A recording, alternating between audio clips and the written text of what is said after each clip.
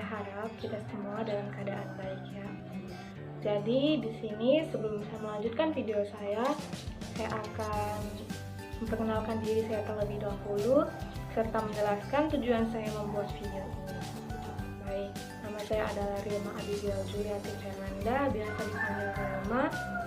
Saya dari jurusan Bimbingan dan Konseling Angkatan 19, Fakultas Keguruan dan Ilmu Pendidikan, Universitas Borneo Tarakan.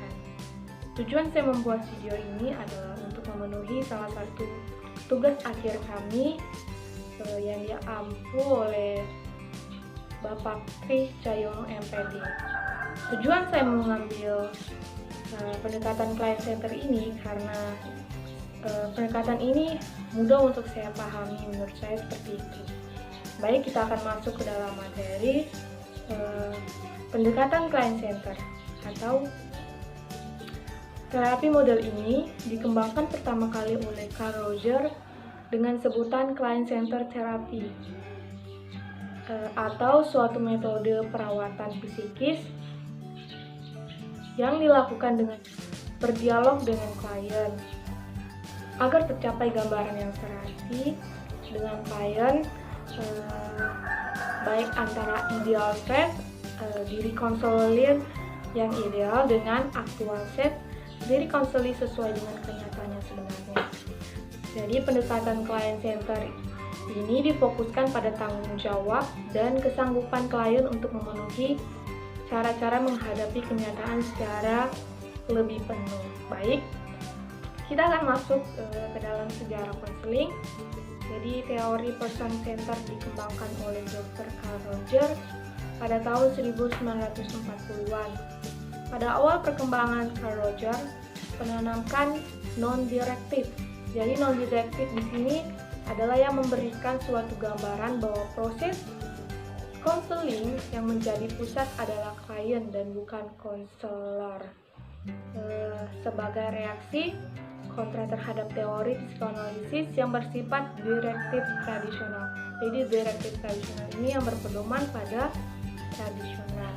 Baik, kita akan masuk ke dalam hakikat manusia. Manusia dalam pandangan Rogers adalah positif.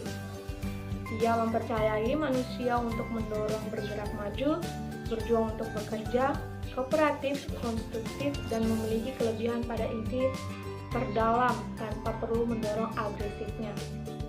Filosofi tentang manusia ini berimplikasi dalam praktik terapi yang berpusat pada klien, yang dimana terapi meletakkan tanggung jawab proses terapi pada klien, bukan terapis yang memiliki otoritas. Baik, kita akan masuk ke dalam hakikat konseling. Client center atau konseling berpusat klien, model konseling pribadi yang dikembangkan oleh Carl Rogers sebagai hampiran keilmuan merupakan cabang dan psikologi humanistik yang dibahas model fenomenologis.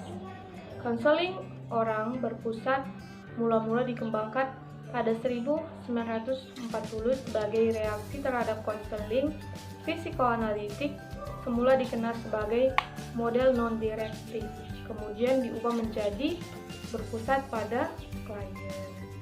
Baik, kita akan masuk ke dalam mekanisme pengubahan. Yang pertama, tahap-tahap konseling.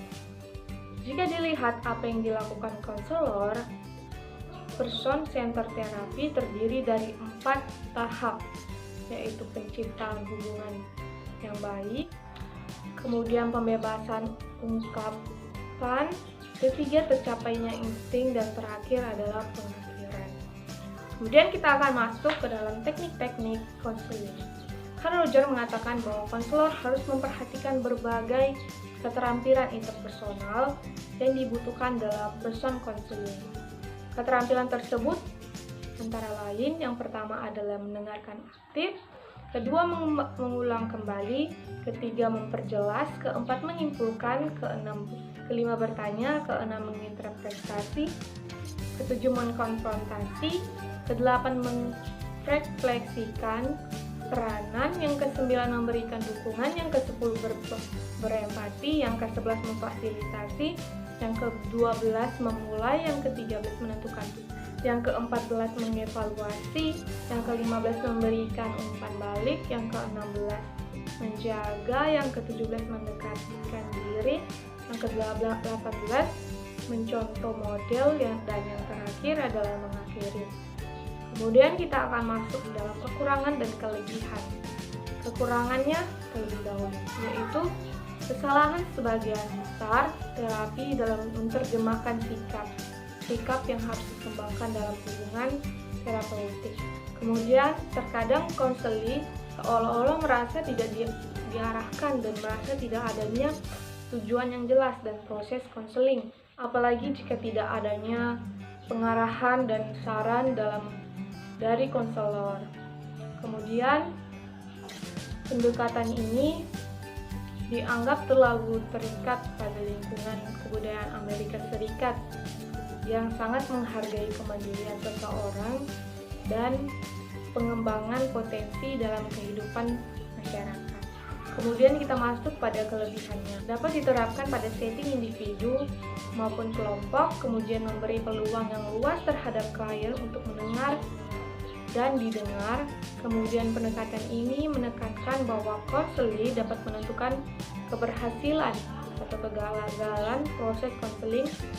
Dan terakhir adalah konselor berpusat untuk mengarahkan dan menunjukkan sikap penuh pemahaman dan penerimaan.